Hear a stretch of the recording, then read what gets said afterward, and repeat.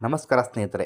ರಾಜಸ್ಥಾನ ರಾಜ್ಯ ಮೊದಲು ಈಗ ಇರುವ ರೀತಿಯಲ್ಲಿ ಇರಲಿಲ್ಲ. ಮತ್ಸ್ಯ ಯೂನಿಯನ್, ಅಜ್ಮೀರ್ ಸ್ಟೇಟ್ ಹಾಗೂ ರಾಜಸ್ಥಾನ ಎಂಬ 3 ರಾಜ್ಯಗಳು ಅಸ್ತಿತ್ವದಲ್ಲಿ ಇದ್ವು. ಮತ್ಸ್ಯ ಯೂನಿಯನ್ಗೆ ಶೋಭಾರಾಮ್ ಕಮಾವತ್ ರವರು ಮುಖ್ಯಮಂತ್ರಿ ಆಗ್ತಾರೆ. ಈ ಮತ್ಸ್ಯ ಯೂನಿಯನ್ ರಾಜ್ಯ 1 ವರ್ಷ ಮಾತ್ರ ಅಸ್ತಿತ್ವದಲ್ಲಿ ಇರುತ್ತೆ. 1949ರಲ್ಲಿ ಪಕ್ಕದ ರಾಜಸ್ಥಾನ ರಾಜ್ಯದೊಂದಿಗೆ ವಿಲೀನ ಆಗುತ್ತೆ. ಮುಖ್ಯಮಂತ್ರಿಯಾಗಿದ್ದ ಕಮಾವತ್ ರಾಜಸ್ಥಾನ ರಾಜ್ಯದಲ್ಲಿ ಕಂದಾಯ, ಕೃಷಿ ಹಾಗೂ ಹಣಕಾಸು ಮಂತ್ರಿ ಆಗ್ತಾರೆ. 1950ರಲ್ಲಿ ರಚನೆಯಾಗಿದ್ದ ಅಜ್ಮೀರ್ ರಾಜ್ಯಕ್ಕೆ ಹರಿಭಾವು ಉಪಾಧ್ಯಾಯರವರು ಮುಖ್ಯಮಂತ್ರಿ ಆಗ್ತಾರೆ. 1956ರ ಭಾಷಾ ಅವರು ರಾಜ್ಯಗಳ ರಚನೆ ಸಂದರ್ಭದಲ್ಲಿ ಅಜ್ಮೀರ್ ರಾಜ್ಯವನ್ನು ರಾಜಸ್ಥಾನದೊಂದಿಗೆ ವಿಲೀನ ಮಾಡಲಾಗುತ್ತೆ. ಮುಖ್ಯಮಂತ್ರಿಯಾಗಿದ್ದ ಹರಿಭಾವು ಉಪಾಧ್ಯಾಯರವರು ರಾಜಸ್ಥಾನ ಸರ್ಕಾರದಲ್ಲಿ ಹಣಕಾಸು ಮತ್ತು ಶಿಕ್ಷಣ ಮಂತ್ರಿಯಾಗಿ ಸಹ ಕೆಲಸ ಮಾಡಿದ್ದಾರೆ. ಇನ್ನು ರಾಜಸ್ಥಾನದ ವಿಚಾರಕ್ಕೆ ಬರೋದಾದ್ರೆ ಗೋಕುಲ್ಲಾಲ್ ಅಸಾವರ್ ಅವರು ರಾಜಸ್ಥಾನದ ಮೊದಲ ಮುಖ್ಯಮಂತ್ರಿ ಆಗ್ತಾರೆ. ಶಹಾಪುರ ಸಂಸ್ಥಾನದಲ್ಲಿ ಚುನಾಯಿತ ಸರ್ಕಾರಕ್ಕಾಗಿ ಹೋರಾಡಿದ್ದ ಇವರು ಸ್ವತಂತ್ರ ಹೋರಾಟದಲ್ಲಿ ಅನೇಕ ಬಾರಿ ಜೈಲು ಕೂಡ ಸೇರ್ತಾರೆ. ಸ್ವಾತಂತ್ರ್ಯ ನಂತರ ಶಹಾಪುರ ಸಂಸ್ಥಾನ ರಾಜಸ್ಥಾನ ಒಕ್ಕೂಟಕ್ಕೆ ಸೇರುತ್ತೆ. ಗೋಕುಲ್ಲಾಲ್ ಅಸಾವರ್ ಅವರು ಮೊದಲ ಪ್ರಧಾನಿ ಆಗ್ತಾರೆ. ನಂತರ 1 ತಿಂಗಳ ಒಳಗೆ ಉದಯ್ಪುರ ಸಂಸ್ಥಾನ ರಾಜಸ್ಥಾನ ಒಕ್ಕೂಟಕ್ಕೆ ಸೇರಿದ ಮೇಲೆ ಮಾಣಿಕ್ಯಲಾಲ್ ವರ್ಮಾ ಅವರನ್ನು ನೂತನ ಪ್ರಧಾನಿ ಮಾಡಲಾಗುತ್ತೆ. ಅವರ ಸರ್ಕಾರದಲ್ಲಿ ಅಸಾವರ್ ಅವರು ಉಪ ಪ್ರಧಾನಿ ಆಗ್ತಾರೆ. ಒಂದೇ ವರ್ಷಕ್ಕೆ ಮಾಣಿಕ್ಯಲಾಲ್ ವರ್ಮಾ ಅವರನ್ನು ಕೂಡ ಪ್ರಧಾನಿ ಸ್ಥಾನದಿಂದ ಬದಲಿಸಲಾಗುತ್ತೆ. ಮುಂದೆ ಇವರು 2 ಬಾರಿ ಸಂಸದರಾಗಿ ಸಹ ಕೆಲಸ ಮಾಡಿದ್ದಾರೆ. ಇವರಿಗೆ ಪದ್ಮಭೂಷಣ ಪ್ರಶಸ್ತಿ ಕೂಡ ಲಭಿಸಿದೆ. 1949ರಲ್ಲಿ ವಲ್ಲಭಾಯ್ ಪಟೇಲರಿಗೆ ಆತ್ಮೀಯರಾಗಿದ್ದ ಹೀರಾಲಾಲ್ ಶಾಸ್ತ್ರಿಯನ್ನು ಪ್ರಧಾನಿ ಮಾಡಲಾಗುತ್ತೆ. ಶಿಕ್ಷಕ ವೃತ್ತಿಯಲ್ಲಿದ್ದ ಇವರು ತಮ್ಮ ಮೃತ ಮಗಳ ನೆನಪಿಗಾಗಿ ಶಾಲೆಯನ್ನು ಪ್ರಾರಂಭ ಮಾಡ್ತಾರೆ. ಈ ಶಾಲೆ ಪ್ರಸ್ತುತ ಬನಸ್ಥಲಿ ವಿದ್ಯಾಪೀಠ ಎಂಬ ಹೆಸರಿನಲ್ಲಿ ದೇಶದ ಅತಿ ದೊಡ್ಡ ಮಹಿಳಾ ವಿದ್ಯಾಲಯ ಆಗಿದೆ. ಶಿಕ್ಷಣ ಕ್ಷೇತ್ರದಲ್ಲಿ ಹೆಸರು ಮಾಡಿ ನಂತರ ಕಾಂಗ್ರೆಸ್ನದೇ ಭಾಗವಾದ ಪ್ರಜಾಮಂಡಲ್ ಮೂಲಕ ರಾಜಕೀಯಕ್ಕೆ ಕೂಡ ಬಂದು ಸಂವಿಧಾನ ರಚನಾ ಸಭೆಯ ಸದಸ್ಯರಾಗ್ತಾರೆ. 1949ರಲ್ಲಿ ಪಟೇಲರ ಸೂಚನೆಯಂತೆ ರಾಜಸ್ಥಾನದ ಪ್ರಧಾನಿ ಕೂಡ ಆಗ್ತಾರೆ. ಇವರಿಗಿಂತ ಹಿರಿಯರಾದ ಅನೇಕ ನಾಯಕರು ಇದ್ದರೂ ವಲ್ಲಭಾಯ್ ಪಟೇಲರಿಗೆ ಆತ್ಮೀಯರಾಗಿದ್ದ ಕಾರಣ ಇವರು ಪ್ರಧಾನಿ ಆಗ್ತಾರೆ. ಆದರೆ ಸ್ವಪಕ್ಷೀಯರಿಂದಲೇ ವಿರೋಧ ಎದುರಿಸ್ತಾರೆ. ರಾಜಸ್ಥಾನ ಕಾಂಗ್ರೆಸ್ ಪಕ್ಷದ ನಾಯಕರುಗಳಿಂದ ಅವಿಶ್ವಾಸ ನಿರ್ಣಯ ಎದುರಿಸ್ತಾರೆ. ಆದರೆ ಮಧ್ಯ ಪ್ರವೇಶಿಸಿದ ವಲ್ಲಭಾಯ್ ಪಟೇಲರು ಇವರು ಶಾಸಕರಿಂದ ಆಯ್ಕೆಯಾದ ಪ್ರಧಾನಿಯಲ್ಲ, ಇವರು ನನ್ನ ಆಯ್ಕೆಯಿಂದ ಪ್ರಧಾನಿಯಾದವರು, ಅವರನ್ನು ತೆಗೆದುಹಾಕಲು ಪ್ರದೇಶ್ ಕಾಂಗ್ರೆಸ್ ಪಕ್ಷಕ್ಕೆ ಅಧಿಕಾರ ಇಲ್ಲ ಎಂದು ಹೇಳಿಬಿಡುತ್ತಾರೆ. ಪಟೇಲರ ಬೆಂಬಲದಿಂದ ಮತ್ತೆ ಹೀರಾಲಾಲ್ ಶಾಸ್ತ್ರಿ ಪ್ರಧಾನಿ ಹುದ್ದೆಯಲ್ಲಿ ಮುಂದುವರಿತಾರೆ. 1950ರ ಸಂವಿಧಾನ ಅಂಗೀಕಾರದ ನಂತರ ಪ್ರಧಾನಿ ಹುದ್ದೆ ಹೋಗಿ ಮುಖ್ಯಮಂತ್ರಿ ಹುದ್ದೆ ಬರುತ್ತೆ. ಹೀರಾಲಾಲ್ ಶಾಸ್ತ್ರಿರವರೇ ರಾಜಸ್ಥಾನದ ಮೊದಲ ಮುಖ್ಯಮಂತ್ರಿಯಾಗಿ ಸಹ ಆಯ್ಕೆ ಆಗ್ತಾರೆ. ಆದರೆ 1950ರಲ್ಲಿ ಪಟೇಲ್ ಅವರು ಸಾವನ್ನಪ್ಪಿದ ಮೇಲೆ ಹೀರಾಲಾಲ್ ಶಾಸ್ತ್ರಿಗೆ ಬೆಂಬಲ ಕೊಡುವರು ಯಾರು ಇರೋದಿಲ್ಲ. ಸಿಎಂ ಕುರ್ಚಿ ಕೈತಪ್ಪಿ ಹೋಗುತ್ತೆ. ಮುಂದೆ ಶಾಸ್ತ್ರಿ ಜನತಾ ಪಾರ್ಟಿ ಎಂಬ ಸ್ವಂತ ಪಕ್ಷ ಕಟ್ಟಲು ಮುಂದಾಗ್ತಾರೆ. ಆದರೆ ನೆಹರು ಮನವೊಲಿಸಿದ ಕಾರಣ ಕಾಂಗ್ರೆಸ್ನಿಂದಲೇ ಸಂಸದರಾಗಿ ಆಯ್ಕೆ ಆಗ್ತಾರೆ. ಅವರ ನಂತರ ಜೈ ನಾರಾಯಣ್ ವ್ಯಾಸ್ ಅವರನ್ನು ಮುಖ್ಯಮಂತ್ರಿ ಮಾಡಲು ಸಿದ್ಧತೆ ನಡೆದಿತ್ತು. ಆದರೆ ನೆಹರು ಆತ್ಮೀಯರಾಗಿದ್ದ ರಫಿ ಅಹಮದ್ ಕಿದ್ವಾಯಿರವರ ವಿರೋಧದ ಕಾರಣದಿಂದಾಗಿ ಕೆಲವು ತಿಂಗಳ ಕಾಲ ಪಕ್ಷದಿಂದ ಯಾರನ್ನು ಕೂಡ ಸಿಎಂ ಮಾಡದೆ ಒಬ್ಬ ಅಧಿಕಾರಿಯನ್ನು ತಂದು ಸಿಎಂ ಮಾಡುವ ನಿರ್ಣಯ ಕೈಗೊಳ್ಳಲಾಗುತ್ತೆ. ನಮ್ಮ ಕರ್ನಾಟಕ ರಾಜ್ಯದ ಕೋಲಾರದ CS ವೆಂಕಟಾಚಾರ್ಯ ಅವರನ್ನು ಮುಖ್ಯಮಂತ್ರಿ ಮಾಡಲಾಗುತ್ತೆ. 1922ರಲ್ಲಿ ಇಂಡಿಯನ್ ಸಿವಿಲ್ ಸರ್ವಿಸ್ ಸೇರಿದ ಇವರು ಬ್ರಿಟಿಷ್ ಸರ್ಕಾರದಲ್ಲಿ ಹಲವು ಹುದ್ದೆಗಳಲ್ಲಿ ಕಾರ್ಯನಿರ್ವಹಿಸಿದ್ದಾರೆ. ಅಲಹಾಬಾದಿನ ಕಮಿಷನರ್ ಕೂಡ ಆಗಿದ್ದ ಇವರು ನೆಹರುಗೆ ಪರಿಚಿತರಾಗ್ತಾರೆ. ಸ್ವತಂತ್ರ ನಂತರ ಸಂವಿಧಾನ ರಚನಾ ಸಮಿತಿಯ ಸದಸ್ಯರಾಗ್ತಾರೆ. ಜೋಧ್ಪುರ ರಾಜ್ಯ ಹಾಗೂ ಬಿಕನೇರ್ ರಾಜ್ಯಗಳಲ್ಲಿ ದಿವಾನರಾಗಿ ಪ್ರಧಾನಮಂತ್ರಿಗಳಾಗಿ ಆಯ್ಕೆಯಾಗ್ತಾರೆ. ನೂತನ ರಾಜಸ್ಥಾನ ರಾಜ್ಯದಲ್ಲಿ ರಾಜ್ಯಪಾಲರ ಕಾರ್ಯದರ್ಶಿಯಾಗಿ ಸಹ ಕೆಲಸ ಮಾಡ್ತಾರೆ. 1950ರ ರಾಜಸ್ಥಾನ ರಾಜಕೀಯ ಬಿಕ್ಕಟ್ಟಿನ ಸಮಯದಲ್ಲಿ ಹೊಸ ಮುಖ್ಯಮಂತ್ರಿ ಆಯ್ಕೆ ಆಗುವವರೆಗೂ ಸಿಎಂ ಸ್ಥಾನದಲ್ಲಿದ್ದು ರಾಜ್ಯ ಮುನ್ನಡೆಸ್ತಾರೆ. ಇವರ ಸರ್ಕಾರದಲ್ಲಿ ಕೇವಲ ಒಬ್ಬರು ಮಾತ್ರ ಮಂತ್ರಿಯಾಗಿದ್ರು. ಅವರು ಕೂಡ ರಾಜಕೀಯ ವ್ಯಕ್ತಿಯಾಗಿರದೆ ಸಿವಿಲ್ ಸರ್ವೆಂಟ್ ಆಗಿದ್ರು. ವೆಂಕಟಾಚಾರ್ಯರವರು ಸಿವಿಲ್ ಸರ್ವೆಂಟ್ ಆಗಿದ್ದುಕೊಂಡೇ ಮುಖ್ಯಮಂತ್ರಿ ಹುದ್ದೆಯನ್ನು ಏರಿದ ಏಕೈಕ ವ್ಯಕ್ತಿಯಾಗಿದ್ದಾರೆ. 3 ತಿಂಗಳ ನಂತರ ನೆಹರು ಮನವೊಲಿಕೆಯ ನಂತರ ಮತ್ತೆ ರಾಜಸ್ಥಾನದಲ್ಲಿ ಸಿಎಂ ಬದಲಾವಣೆ ಆಗುತ್ತೆ. ವೆಂಕಟಾಚಾರ್ಯರವರು ಮುಂದೆ ರಾಷ್ಟ್ರಪತಿ ರಾಜೇಂದ್ರ ಪ್ರಸಾದ್ ರವರ ಕಾರ್ಯದರ್ಶಿಯಾಗಿ ಹಾಗೂ ಕೆನಡಾ ದೇಶದಲ್ಲಿ ಭಾರತದ ರಾಯಭಾರಿಗೆ ಸಹ ಕೆಲಸ ಮಾಡ್ತಾರೆ. ಇವರ ನಂತರ ಜೈ ನಾರಾಯಣ್ ವ್ಯಾಸ್ ರವರು ರಾಜಸ್ಥಾನದ ಮುಖ್ಯಮಂತ್ರಿ ಆಗ್ತಾರೆ. ಶಿಕ್ಷಕ ವೃತ್ತಿಯಲ್ಲಿದ್ದ ಇವರು ಸ್ವಂತ ಪತ್ರಿಕೆ ಕೂಡ ನಡೆಸ್ತಾ ಇದ್ರು. ಆ ಪತ್ರಿಕೆಯ ಮೂಲಕವೇ ರಾಜಪ್ರಭುತ್ವ ತೆಗೆದು ಪ್ರಜಾಪ್ರಭುತ್ವ ತರುವ, ಚುನಾಯಿತ ಸರ್ಕಾರವನ್ನು ತರುವ ಮಾತನಾಡ್ತಾ ಇದ್ರು. ಪರಿಣಾಮವಾಗಿ ಜೋಧ್ಪುರದ ರಾಜನ ಜೊತೆ ವಿರೋಧ ಕಟ್ಟಿಕೊಳ್ತಾರೆ. ಕಾಂಗ್ರೆಸ್ನ ಭಾಗವಾದ ಪ್ರಜಾಮಂಡಲ್ ಹೋರಾಟದಲ್ಲಿ ಕೂಡ ಭಾಗಿಯಾಗ್ತಾರೆ. ಪರಿಣಾಮವಾಗಿ ರಾಜದ್ರೋಹದ ಆರೋಪದ ಮೇಲೆ 6 ವರ್ಷ ಜೈಲು ಶಿಕ್ಷೆಗೆ ಗುರಿಯಾಗ್ತಾರೆ. ನಂತರ ಜೋಧ್ಪುರದಿಂದ ಗಡೀಪಾರಾಗಿ ಮುಂಬೈ ಹಾಗೂ ಅಜ್ಮೀರ್ನಲ್ಲಿ ನೆಲೆಸ್ತಾರೆ. ತಂದೆ ಸಾವಾದಾಗ ಜೋಧ್ಪುರಕ್ಕೆ ಬರುವ ಅನುಮತಿ ಸಿಗುತ್ತೆ. ಜೋಧ್ಪುರಕ್ಕೆ ಬಂದ ಜೈ ನಾರಾಯಣ್ ವ್ಯಾಸ್ ಅವರು ಜೋಧ್ಪುರ ನಗರ ಪಾಲಿಕೆ ಅಧ್ಯಕ್ಷರಾಗ್ತಾರೆ. ನಂತರ ಸ್ವತಂತ್ರ ಹೋರಾಟದಲ್ಲಿ ಮತ್ತೆ ಜೈಲು ಸೇರ್ತಾರೆ. 1957ರ ಸ್ವಾತಂತ್ರ್ಯದ ನಂತರ ಜೋಧ್ಪುರ ಸಂಸ್ಥಾನದಲ್ಲಿ ಪ್ರಧಾನಮಂತ್ರಿ ಆಗ್ತಾರೆ. ಜೋಧ್ಪುರ ರಾಜ್ಯ ಬೃಹತ್ ರಾಜಸ್ಥಾನ ಜೊತೆ ವಿಲೀನ ಆದ ಮೇಲೆ ವ್ಯಾಸರವರು ಪ್ರಧಾನಿಯಾಗುವ ನಿರೀಕ್ಷೆಯಲ್ಲಿದ್ದರು. ಆದರೆ ವಲ್ಲಭಾಯ್ ಪಟೇಲರ ಬಣದ ಹೀರಾಲಾಲ್ ಶಾಸ್ತ್ರಿ ಪ್ರಧಾನಿ ಆಗ್ತಾರೆ. ಮುಂದೆ ಅವರನ್ನು ಬದಲಿಸಿ 1951ರಲ್ಲಿ ವ್ಯಾಸರವರು ಮುಖ್ಯಮಂತ್ರಿ ಆಗ್ತಾರೆ. ಇವರ ನೇತೃತ್ವದಲ್ಲೇ 1952ರಲ್ಲಿ ಮೊದಲ ಬಾರಿ ಚುನಾವಣೆ ನಡೆಯುತ್ತೆ. 160ರಲ್ಲಿ 82 ಸೀಟು ಗೆದ್ದು ಕಾಂಗ್ರೆಸ್ ಪಕ್ಷವೇ ಅಧಿಕಾರಕ್ಕೆ ಬರುತ್ತೆ. ಆದರೆ ಖುದ್ದು ಮುಖ್ಯಮಂತ್ರಿ ಅಭ್ಯರ್ಥಿ ಜೈ ನಾರಾಯಣ್ ವ್ಯಾಸ್ ಅವರು ಚುನಾವಣೆ ಸೋತಿದ್ರು. ಅದು ಕೂಡ 2 2 ಕ್ಷೇತ್ರಗಳಿಂದ. ಒಂದು ಕಡೆಯಂತೂ ಖುದ್ದು ಜೋಧ್ಪುರದ ಮಹಾರಾಜರು ಪ್ರತಿಸ್ಪರ್ಧಿಯಾಗಿದ್ರು. ಚುನಾವಣೆ ಸೋತರೂ ಶಾಸಕರ ಮೇಲೆ ವ್ಯಾಸ್ರವರ ಹಿಡಿತ ಇತ್ತು. ಹಾಗಾಗಿ ಶಾಸಕರು ವ್ಯಾಸ್ರವರನ್ನೇ ಮುಖ್ಯಮಂತ್ರಿ ಮಾಡಲು ಮುಂದಾಗ್ತಾರೆ. ಆದರೆ ಆಗಿನ ರಾಜಕಾರಣಿಗಳ ನೈತಿಕತೆ ಇಂದಿನ ರಾಜಕಾರಣಿಗಳಷ್ಟು ಕಳಪೆ ಆಗಿರಲಿಲ್ಲ. ಜಯನಾರಾಯಣ ವ್ಯಾಸ್ರವರು ಹಿಂದೆ ಸರಿತಾರೆ. ಅವರ ಸರ್ಕಾರದಲ್ಲಿ ಉಪಮುಖ್ಯಮಂತ್ರಿಯಾಗಿದ್ದ ಟೀಕಾರಾಮ್ ಪಲಿವಾಲ್ ರವರು ಮುಖ್ಯಮಂತ್ರಿ ಆಗ್ತಾರೆ. 8 ತಿಂಗಳು ಹುದ್ದೆ ನಿಭಾಯಿಸ್ತಾರೆ. ನಂತರ ಉಪಚುನಾವಣೆಯಲ್ಲಿ ಗೆದ್ದು ಬಂದ ಜಯನಾರಾಯಣ ವ್ಯಾಸ್ರವರು ಮತ್ತೆ ಮುಖ್ಯಮಂತ್ರಿ ಆಗ್ತಾರೆ. ಪಲಿವಾಲ್ ವ್ಯಾಸ್ ಸರ್ಕಾರದಲ್ಲಿ ಮತ್ತೆ ಉಪಮುಖ್ಯಮಂತ್ರಿ ಆಗ್ತಾರೆ. ಆದರೆ ಕೆಲವೇ ದಿನಗಳಲ್ಲಿ ರಾಜೀನಾಮೆ ಕೊಟ್ಟು ಸರ್ಕಾರದಿಂದ ದೂರ ಉಳಿತಾರೆ. ಮುಂದೆ ರಾಜ್ಯಸಭೆ ಹಾಗೂ ಲೋಕಸಭೆಯ ಸಂಸದರು ಕೂಡ ಆಗ್ತಾರೆ. ಇತ್ತ ಮತ್ತೊಮ್ಮೆ ಮುಖ್ಯಮಂತ್ರಿಯಾಗಿದ್ದ ಜಯನಾರಾಯಣ ವ್ಯಾಸ್ರವರಿಗೆ ಎಲ್ಲವೂ ಸರಾಗವಾಗಿರಲಿಲ್ಲ. ತಮ್ಮ ಅತ್ಯಪ್ತ ಬೆಂಬಲಿಗರಾಗಿದ್ದ ಮಥುರಾದಾಸ್ ಮಾಥುರ್ ಹಾಗೂ ಮಾಣಿಕ್ಯಲಾಲ್ ವರ್ಮಾ ರವರು ವ್ಯಾಸ್ರವರಿಗೆ ಎದುರಾಳಿಗಳಾಗ್ತಾರೆ. ವ್ಯಾಸ್ ವಿಪಕ್ಷಗಳಿಂದ ಶಾಸಕರನ್ನು ಕರೆತರ್ತಾರೆ. ಆದರೂ ಆ ಹೊತ್ತಿಗೆ ಸ್ವಪಕ್ಷೀಯರಿಂದಲೇ ವ್ಯಾಸರವನ್ನು ಕೆಳಗಿಳಿಸಿ ಮೋಹನ್ ಲಾಲ್ ಸುಖಾಡಿಯಾರವರನ್ನು ತಂದು ಮುಖ್ಯಮಂತ್ರಿ ಮಾಡುವ ಪ್ರಯತ್ನ ನಡೆಯುತ್ತೆ. ನೆಹರು ಸೂಚನೆಯಂತೆ ಆಡಳಿತ ಪಕ್ಷದಲ್ಲಿ ಮುಖ್ಯಮಂತ್ರಿ ಆಯ್ಕೆಗೆ ಆಂತರಿಕ ಚುನಾವಣೆ ನಡೆಯುತ್ತೆ. ವ್ಯಾಸ್ರವರು ಸೋತು ಹೋಗ್ತಾರೆ. ಮುಂದೆ ರಾಜ್ಯಸಭೆಯ ಸಂಸದರಾಗಿ ಸಹ ಕೆಲಸ ಮಾಡ್ತಾರೆ. ಮೋಹನ್ ಲಾಲ್ ಸುಖಾಡಿಯಾ ರಾಜಸ್ಥಾನದ ನೂತನ ಮುಖ್ಯಮಂತ್ರಿ ಆಗ್ತಾರೆ. ರಾಜಕೀಯ ಅನುಭವದಲ್ಲಿ ಜಯನಾರಾಯಣ ವ್ಯಾಸ್ರವರ ಆಸುಪಾಸು ಕೂಡ ಇರದಿದ್ದ ಇವರು ಪರಿಸ್ಥಿತಿಗಳ ಪ್ರತಿಕೂಲತೆಗಳ ಕಾರಣ ಮುಖ್ಯಮಂತ್ರಿ ಆಗ್ತಾರೆ. ಜಯನಾರಾಯಣ ವ್ಯಾಸ್ರವರ ಆತ್ಮೀಯರಾಗಿದ್ದ ನೆಹರುಗೂ ಸಹ ಸುಖಾಡಿಯಾ ಮುಖ್ಯಮಂತ್ರಿಯಾಗಿದ್ದು ಅಷ್ಟಾಗಿ ಹಿಡಿಸೋದಿಲ್ಲ. ಸುಖಾಡಿಯಾ ಅನೇಕ ಅನ್ಯ ರಾಜ್ಯಗಳ ಅಧಿಕಾರಿಗಳನ್ನು ತೆಗೆದು ತಮ್ಮ ಬೆಂಬಲಿತ ಸ್ಥಳೀಯರನ್ನು ಅಧಿಕಾರಿಗಳನ್ನಾಗಿ ನೇಮಿಸಿಕೊಂಡು ತಮ್ಮ ಕುರ್ಚಿ ಭದ್ರಗೊಳಿಸಿಕೊಳ್ತಾರೆ. ತಮ್ಮ ನೇತೃತ್ವದಲ್ಲೇ 1957ರ ಚುನಾವಣೆಯನ್ನು ಕೂಡ ಗೆದ್ದು ಲೋಕಸಭಾ ಚುನಾವಣೆಯಲ್ಲಿ ಸಹ ಹೆಚ್ಚು ಕ್ಷೇತ್ರಗಳಲ್ಲಿ ಕಾಂಗ್ರೆಸ್ ಪಕ್ಷವನ್ನು ಗೆಲ್ಲಿಸಿಕೊಳ್ತಾರೆ. ಹಾಗಾಗಿ ಸುಖಾಡಿಯಾರನ್ನು ಸಿಎಂ ಸ್ಥಾನದಿಂದ ತೆಗೆಯಲು ನೆಹರುಗೆ ಯಾವುದೇ ನೆಪ ಸಿಗುವುದಿಲ್ಲ. ಹಿರಿಯರನ್ನೆಲ್ಲ ಮಂತ್ರಿಮಂಡಲದಿಂದ ದೂರ ಇಟ್ಟ ಸುಖಾಡಿಯಾ ಯುವಕರನ್ನು ಹಾಗೂ ಹೊಸ ಶಾಸಕರನ್ನು ಮಂತ್ರಿಗಳನ್ನಾಗಿ ಮಾಡ್ತಾರೆ. ಹಳೆ ತಲೆಗಳೆಲ್ಲ ಮರೆಯಾಗಿ ಸುಖಾಡಿಯಾಗಿ ಯಾರೂ ಕೂಡ ಪ್ರತಿಸ್ಪರ್ಧೆ ಇಲ್ಲದಂತಾಗುತ್ತೆ. ಇದಷ್ಟೇ ಅಲ್ಲದೆ ವಿಪಕ್ಷದಲ್ಲಿದ್ದ ಜನಸಂಘದ ಭೈರೋನ್ ಸಿಂಗ್ ಶೇಖಾವತ್ ರವರು ಕೂಡ ಸುಖಾಡಿಯಾರವರಿಗೆ ಅತ್ಯಾಪ್ತರಾಗಿದ್ರು. ಸುಖಾಡಿಯಾರವರನ್ನು ಎದುರು ಹಾಕಿಕೊಳ್ಳಲು ಪ್ರಯತ್ನ ಪಡುವ ಮಂತ್ರಿಗಳು ವಿಪಕ್ಷದಿಂದ ತರಾಟೆಗೆ ಗುರಿಯಾಗ್ತಾ ಇದ್ರು.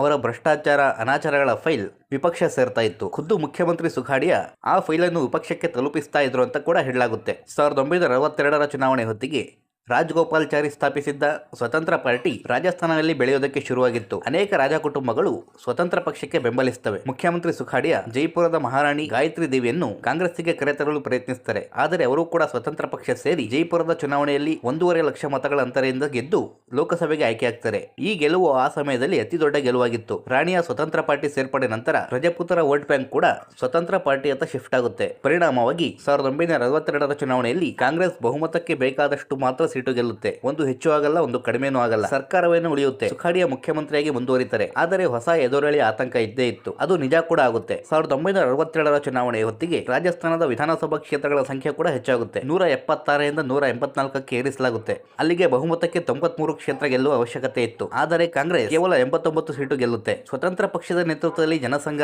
ಸಂಯುಕ್ತ ಸೋಷಿಯಲಿಸ್ಟ್ ಪಾರ್ಟಿ ಹಾಗೂ ಕಮ್ಯುನಿಸ್ಟ್ ಪಾರ್ಟಿಗಳು ಸೇರಿ ಮೈತ್ರಿ ರಚಿಸಿ ಸರ್ಕಾರ ರಚಿಸಲು ಮುಂದಾಗ್ತವೆ. 16 ಪಕ್ಷೇತರ ಅಭ್ಯರ್ಥಿಗಳಲ್ಲಿ 15 ಜನರು ಮೈತ್ರಿ ಬೆಂಬಲಕ್ಕೆ ನಿಲ್ತಾರೆ. ಎಲ್ಲರೂ ಹೋಗಿ ರಾಜ್ಯಪಾಲರಿಗೆ ಲಿಸ್ಟ್ ಕೊಟ್ಟು ಸರ್ಕಾರ ರಚಿಸುವ ಆಹ್ವಾನ ಕೊಡುವಂತೆ ಕೋರಿಕೊಳ್ತಾರೆ. ಆದರೆ ರಾಜ್ಯಪಾಲರು ಅತಿ ದೊಡ್ಡ ಪಕ್ಷವಾಗಿದ್ದ ಕಾಂಗ್ರೆಸ್ಗೆ ಮೊದಲು ಆಹ್ವಾನ ಕೊಡುತ್ತಾರೆ. ವಿಪಕ್ಷಗಳು ಪ್ರತಿಭಟಿಸಿ ರಾಜ್ಭವನ್ ಚಲೋ ಆಂದೋಲನ ಹಮ್ಮಿಕೊಳ್ತಾರೆ. ಆಂದೋಲನದಲ್ಲಿ ಸೇರಿದ ಜನರು ಹಿಂಸಾಚಾರಕ್ಕೆ ಮುಂದಾಗ್ತಾರೆ. ಪರಿಣಾಮವಾಗಿ ಪೊಲೀಸರಿಂದ ಗೋಲಿಬಾರ್ ನಡೆಯುತ್ತೆ. ಸರ್ಕಾರಿ ಲೆಕ್ಕದ ಪ್ರಕಾರ 9 ಜನರ ಸಾವಾಗುತ್ತೆ. ಯಾವುದೇ ಸರ್ಕಾರ ರಚನೆಯಾಗದೆ ರಾಜಸ್ಥಾನದಲ್ಲಿ ಮೊದಲ ಬಾರಿ ರಾಷ್ಟ್ರಪತಿ ಆಳ್ವಿಕೆ ಬರುತ್ತೆ. ಕೆಲವು ದಿನಗಳ ನಂತರ ರಾಜ್ಯಪಾಲರ ಬದಲಾವಣೆ ಕೂಡ ಆಗುತ್ತೆ. ಹೊಸದಾಗಿ ಬಂದಿದ್ದ ರಾಜ್ಯಪಾಲರಾದ ಹುಕುಂ ಸಿಂಗ್ ರವರು ಹೊಸ ಸರ್ಕಾರ ರಚಿಸಲು ಮುಂದಾಗ್ತಾರೆ. ರಾಷ್ಟ್ರಪತಿ ಆಳ್ವಿಕೆ ತೆಗೆದು 2 ಬಣಗಳಿಂದ ತಮ್ಮ ಶಾಸಕರ ಲಿಸ್ಟ್ ಕೊಡುವಂತೆ ಸೂಚಿಸುತ್ತಾರೆ. ಆದರೆ ಕೆಲವು ಶಾಸಕರು 2 ಲಿಸ್ಟ್ ನಲ್ಲಿ ಕೂಡ ಇದ್ರು. ಆ ಶಾಸಕರನ್ನು ಖುದ್ದಾಗಿ ಕರೆದ ರಾಜ್ಯಪಾಲರು ಯಾವ ಬಣಕ್ಕೆ ಬೆಂಬಲ ಕೊಡ್ತೀರಿ ಬರೆದು ಕೊಡಿ ಎಂದು ಸೂಚಿಸುತ್ತಾರೆ. ಈ ಹಿಂದೆ ಮೈತ್ರಿಗೆ ಬೆಂಬಲ ಕೊಟ್ಟಿದ್ದ ಕೆಲವು ಪಕ್ಷೇತರ ಶಾಸಕರು ಮನಸ್ಸು ಬದಲಿಸಿದ್ರು. ಜನಸಂಘದ ಒಬ್ಬ ಶಾಸಕರು ಕೂಡ ಕಾಂಗ್ರೆಸ್ಸಿಗೆ ಪಕ್ಷಾಂತರ ಆಗಿದ್ರು. ಪರಿಣಾಮವಾಗಿ ಮತ್ತೆ ಕಾಂಗ್ರೆಸ್ ಪಕ್ಷ ಅಧಿಕಾರಕ್ಕೆ ಬರುತ್ತೆ. ಸುಖಾಡಿಯಾ ಮುಖ್ಯಮಂತ್ರಿ ಆಗ್ತಾರೆ. ಮುಂದೆ ನಡೆದ ರಾಷ್ಟ್ರಪತಿ ಚುನಾವಣೆಯಲ್ಲಿ ಕಾಂಗ್ರೆಸ್ ಪಕ್ಷದ ಅಧಿಕೃತ ಅಭ್ಯರ್ಥಿ ಇದ್ದರು ಇಂದಿರಾ ಗಾಂಧಿ ವಿ ಗಿರಿಯನ್ನು ಚುನಾವಣೆಗೆ ನಿಲ್ಲಿಸಿ ಮನಸ್ಸಾಕ್ಷಿ ಕೇಳಿ ವೋಟ್ ಮಾಡಿ ಎಂದು ಹೇಳ್ತಾರೆ. ಪರಿಣಾಮವಾಗಿ ಕಾಂಗ್ರೆಸ್ ಇಬ್ಬಾಗ ಆಗುತ್ತೆ. ಇಂದಿರಾ ಬಣ ಕಾಂಗ್ರೆಸ್ ಆರ್ ಅಂತ ಕರೆಸಿಕೊಳ್ಳುತ್ತೆ. ಕಾಮರಾಜ್ ಬಣ ಕಾಂಗ್ರೆಸ್ ಓ ಅಂತ ಕರೆಸಿಕೊಳ್ಳುತ್ತೆ. ರಾಜಸ್ಥಾನದ ಮುಖ್ಯಮಂತ್ರಿ ಇಂದಿರಾ ಗಾಂಧಿ ಮಾತು ಕೇಳದೆ ಕಾಂಗ್ರೆಸ್ ಪಕ್ಷದ ಅಭ್ಯರ್ಥಿಯನ್ನೇ ಬೆಂಬಲಿಸಿದ್ರು. ಆದರೆ ಪಕ್ಷ ಇಬ್ಬಾಗ ಆಗುವ ಸಮಯ ಬಂದಾಗ ಮತ್ತೆ ಇಂದಿರಾ ಗಾಂಧಿ ಜೊತೆಗೆ ನಿಂತಿದ್ರು. ಆದರೆ ಇಂದಿರಾ ಗಾಂಧಿಗೆ ಸುಖಾಡಿಯಾ ಮೇಲೆ ನಂಬಿಕೆ ಬರಲಿಲ್ಲ. ಅವರನ್ನು ಬದಲಾಯಿಸುವ ಮನಸ್ಸು ಮಾಡಿದರು. ಮುಂದೆ ನಡೆದ 1971ರ ಚುನಾವಣೆಯಲ್ಲಿ ರಾಜಸ್ಥಾನದ ಮೇವಾರ್ ಪ್ರಾಂತ್ಯದಲ್ಲಿ 3 ಲೋಕಸಭಾ ಕ್ಷೇತ್ರಗಳಲ್ಲಿ ಕಾಂಗ್ರೆಸ್ ಪಕ್ಷಕ್ಕೆ ಸೋಲಾಗುತ್ತೆ. ಆ ಸೋಲಿಗೆ ಖುದ್ದು ಮುಖ್ಯಮಂತ್ರಿ ಸುಖಾಡಿಯಾ ಷಡ್ಯಂತ್ರ ರೂಪಿಸಿದ್ರು ಅಂತ ಹೇಳಲಾಗುತ್ತೆ. ಇಂದಿರಾ ಗಾಂಧಿ ಮುಖ್ಯಮಂತ್ರಿ ಬದಲಾವಣೆ ಒಂದೊಂದೇ ಸೂಚನೆಗಳನ್ನು ಕೊಡ್ತಾ ಹೋಗ್ತಾರೆ. ಸುಖಾಡಿಯಾಗೆ ಕೂಡ ತಮ್ಮ ಸ್ಥಾನ ಬದಲಾಗುವುದು ನಿಶ್ಚಿತ ಅಂತ ಗೊತ್ತಾಗುತ್ತೆ. ಆದರೆ ಇಂದಿರಾ ಗಾಂಧಿಯೊಂದಿಗೆ ಮಾತನಾಡಿ ನಾನಾಗಿಯೇ ರಾಜೀನಾಮೆ ಕೊಡ್ತೀನಿ, ನನಗೆ ಗೌರವಯುತ ವಿದಾಯ ಬೇಕು ಅಂತ ಮನವಿ ಮಾಡ್ತಾರೆ. ಇಂದಿರಾ ಗಾಂಧಿ ಕೂಡ ಒಪ್ಪಿಕೊಳ್ತಾರೆ. ಸುಖಾಡಿಯಾ ರಾಜೀನಾಮೆ ಕೊಡ್ತಾರೆ. ಹಿಂದೆಯೇ ಕರ್ನಾಟಕದ ರಾಜ್ಯಪಾಲರಾಗಿ ರಾಜ್ಯಪಾಲರಾಗಿ ನೇಮಕ ಆಗ್ತಾರೆ. ಮುಂದೆ ಆಂಧ್ರ ಹಾಗೂ ತಮಿಳುನಾಡುಗಳ ರಾಜ್ಯಪಾಲರಾಗಿ ಸಹ ಕೆಲಸ ಮಾಡ್ತಾರೆ. ಮೊರಾರ್ಜಿ ಸರ್ಕಾರ ಬಂದ ಮೇಲೆ ರಾಜ್ಯಪಾಲರ ಹುದ್ದೆ ಬಿಟ್ಟು ಕಾಂಗ್ರೆಸ್ ಸೇರ್ತಾರೆ. ನಂತರ ಮತ್ತೆ ಬಂದು ಇಂದಿರಾ ಗಾಂಧಿ ಕಾಂಗ್ರೆಸ್ ಸೇರಿಕೊಳ್ತಾರೆ. ಮಂತ್ರಿ ಆಗಬಹುದು ಎಂದು ಲೋಕಸಭಾ ಚುನಾವಣೆಗೆ ಸ್ಪರ್ಧಿಸಿ ಸಂಸದರು ಕೂಡ ಆಗ್ತಾರೆ. ಆದರೆ ಇಂದಿರಾ ಗಾಂಧಿ ಸುಖಾಡಿಯಾರನ್ನು ಸಂಪುಟಕ್ಕೆ ಸೇರಿಸಿಕೊಳ್ಳೋದಿಲ್ಲ. ಅಲ್ಲಿಗೆ ಅವರ ರಾಜಕೀಯ ಜೀವನಕ್ಕೆ ಪೂರ್ಣ ವಿರಾಮ ಸಿಗುತ್ತೆ. ಸುಖಾಡಿಯ ನಂತರ ರಾಜಸ್ಥಾನಕ್ಕೆ ಬರ್ಕತುಲ್ಲಾ ಖಾನ್ ರವರು ಮುಖ್ಯಮಂತ್ರಿ ಆಗ್ತಾರೆ. ಇವರು ರಾಜಸ್ಥಾನಕ್ಕೆ ಆಯ್ಕೆಯಾದ ಏಕೈಕ ಮುಸ್ಲಿಂ ಮುಖ್ಯಮಂತ್ರಿಯಾಗಿದ್ದಾರೆ. ಆದರೆ ಇವರು ಹೆಸರಿಗಷ್ಟೇ ಮುಸ್ಲಿಮರಾಗಿದ್ದರು. ವಿಶಾಲ ವಿಚಾರವುಳ್ಳವರಾಗಿದ್ದ ಇವರು ಉಷಾ ಮೆಹ್ತಾರವರನ್ನು ಅಂತರ್ಧರ್ಮೀಯ ವಿವಾಹವಾಗಿ ಅದನ್ನು ಸಾಬೀತು ಕೂಡ ಮಾಡಿದ್ರು. ರಾಜಸ್ಥಾನ ರಾಜ್ಯ ರಚನೆಗೂ ಮೊದಲೇ ಜೋಧ್ಪುರ ಸರ್ಕಾರದಲ್ಲಿ ಕೆಲವು ದಿನ ಮಂತ್ರಿ ಕೂಡ ಆಗಿದ್ರು. ಲಕ್ನೋದಲ್ಲಿ ಶಿಕ್ಷಣ ಪಡೆಯುವ ಸಮಯದಲ್ಲಿ ಫಿರೋಜ್ ಗಾಂಧಿಗೆ ಆತ್ಮೀಯರಾಗಿದ್ದ ಇವರು ಇಂದಿರಾ ಗಾಂಧಿಗೆ ಅತ್ತಿಗೆ ಅಂತ ಕರೀತಾ ಇದ್ರು. ಫಿರೋಜ್ ಗಾಂಧಿ ಸ್ನೇಹದಿಂದ ರಾಜ್ಯಸಭೆಯ ಸಂಸದರಾಗಿ ಆಯ್ಕೆಯಾಗ್ತಾರೆ. ಮುಂದೆ ಸಂಸದ ಸ್ಥಾನಕ್ಕೆ ರಾಜೀನಾಮೆ ಕೊಟ್ಟು ರಾಜಸ್ಥಾನ ವಿಧಾನಸಭೆಗೆ ಆಯ್ಕೆಯಾಗಿ ಸುಖಾಡಿಯ ಸರ್ಕಾರದಲ್ಲಿ ಮಂತ್ರಿ ಕೂಡ ಆಗ್ತಾರೆ.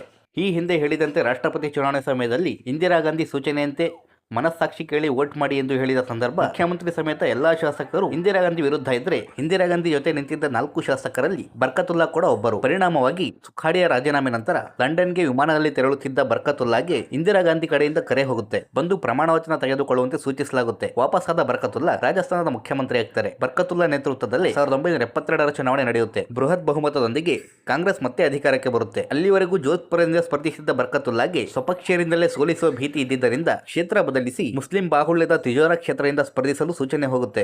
ಯಾವ ಬರ್ಕತುಲ್ಲಾ ಹಿಂದೂ ಮುಸ್ಲಿಂ ಭೇದ ಮಾಡ್ತಾ ಇರಲಿಲ್ವೋ, ಯಾವ ಬರ್ಕತುಲ್ಲಾ ಜಾತಿ ಧರ್ಮವನ್ನು ನಂಬುತ್ತಾ ಇರಲಿಲ್ವೋ ಅವರಿಗೆ ಜಾತಿ ಧರ್ಮದ ಆಸರೆ ಪಡೆಯುವ ಅನಿವಾರ್ಯತೆ ಎದುರಾಗುತ್ತೆ. ಚುನಾವಣೆ ಗೆದ್ದ ಬರ್ಕತುಲ್ಲಾ ಮುಖ್ಯಮಂತ್ರಿಯಾಗಿ ಮುಂದುವರಿತಾರೆ. ಆ ಸಮಯದಲ್ಲಿ ರಾಜಸ್ಥಾನದ ಹಲವು ಜಿಲ್ಲೆಗಳಲ್ಲಿ ಸಾರಾಯಿ ನಿಷೇಧ ಇದ್ದು ಆದರೂ ಕಳ್ಳ ಸಾಗಾಣಿಕೆಯಿಂದ ಸಾರಾಯಿ ಮಾರಾಟ ಹಾಗೂ ಸಾಗಾಣಿಕೆ ಆಗ್ತಾನೆ ಇತ್ತು. ಅದರಿಂದ ಸರ್ಕಾರದ ಆದಾಯಕ್ಕೂ ಜನರಿಗೂ ನಷ್ಟ ಆಗ್ತಾ ಇತ್ತು. ಬರ್ಕತುಲ್ಲಾ ಸಾರಾಯಿ ನಿಷೇಧವನ್ನು ತೆಗೆದುಹಾಕ್ತಾರೆ. ಜೊತೆಗೆ ಸಾರಾಯಿ ಮಾರಲು ವಾರ್ಷಿಕ ಲೈಸೆನ್ಸ್ ಕೊಡುವ ಕಾನೂನು ತರ್ತಾರೆ. ಆದರೆ ಗೆಲುವಿನ ಒಂದೇ ವರ್ಷಕ್ಕೆ ಅಂದರೆ 1973ರಲ್ಲಿ ಅಧಿಕಾರದಲ್ಲಿ ಇದ್ದಾಗಲೇ ಬರ್ಕತುಲ್ಲಾ ಹೃದಯಾಘಾತದಿಂದ ಸಾವನ್ನಪ್ತಾರೆ. ಅವರ ಪತ್ನಿ ಉಷಾ ಮೆಹ್ತಾರನ್ನು ಉಷಿ ಖಾನ್ ಅಂತ ಸಹ ಕರೆಯಲಾಗುತ್ತೆ. ಇವರನ್ನು ಮುಖ್ಯಮಂತ್ರಿ ಆಗುವಂತೆ ಕೇಳಲಾಗುತ್ತೆ. ಆದರೆ ಉಷಿ ಖಾನ್ ನಿರಾಕರಿಸುತ್ತಾರೆ. ನಂತರ ಬರ್ಕತುಲ್ಲಾ ಸರ್ಕಾರದಲ್ಲಿ ಹಿರಿಯ ಸಚಿವರಾಗಿದ್ದ ಹರಿದೇವ್ ಜೋಶಿರನ್ನು ತಂದು ತಾತ್ಕಾಲಿಕ ಮುಖ್ಯಮಂತ್ರಿ ಮಾಡಲಾಗುತ್ತೆ. ಆದರೆ ಇಂದಿರಾ ಗಾಂಧಿ ಮನಸ್ಸಲ್ಲಿ ಮುಖ್ಯಮಂತ್ರಿ ಹುದ್ದೆಗೆ ಕೇಂದ್ರ ಸಚಿವರಾಗಿದ್ದ ರಾಮ್ ನಿವಾಸ್ ಮಿರ್ಜಾ ಹೆಸರಿತ್ತು. ಮುಂದೆ ಮುಖ್ಯಮಂತ್ರಿಯನ್ನು ಆರಿಸುವ ಜವಾಬ್ದಾರಿಯನ್ನು ಶಾಸಕರಿಗೆ ಕೊಡಲಾಗುತ್ತೆ. ಶಾಸಕರು ವೋಟ್ ಮಾಡುವ ಮೂಲಕ ಹರಿದೇವ್ ಜೋಶಿರವರನ್ನು ಮುಖ್ಯಮಂತ್ರಿಯಾಗಿ ಮುಂದುವರಿಸುತ್ತಾರೆ. ಬಾಲ್ಯದಲ್ಲಿ ಕೈ ಕಳೆದುಕೊಂಡಿದ್ದ ಹರಿದೇವ್ ಜೋಶಿ ಕೈ ಗುರುತಿನ ಪಕ್ಷೆಯಿಂದ 1952ರಿಂದ